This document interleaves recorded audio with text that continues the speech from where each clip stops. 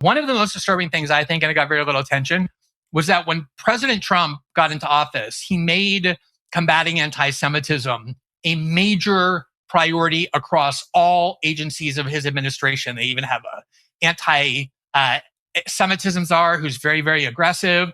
And a bunch of regulations got passed saying that if you criticize Israel, you're not eligible for these kinds of programs. And what Israel did about 10 years ago was promulgated this very new, radically expanded hate speech code called the IHRA, which is the International Holocaust Remembrance Act. And it takes very benign and common views about Israel or about Jews, such as Israel is a racist society, or you can compare Israel to the Nazis, or the Jews played a role in killing Jesus, a whole bunch of other kind of criticism of either Israelis or Jews or Israel.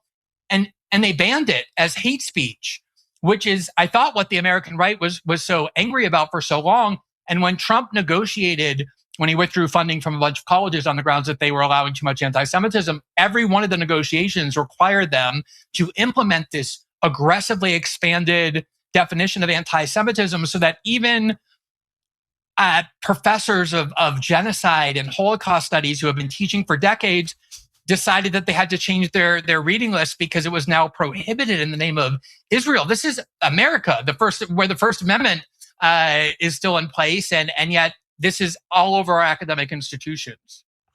And this all happened under the cover of combating wokeness, combating the left-wing death grip on American higher education, which is real.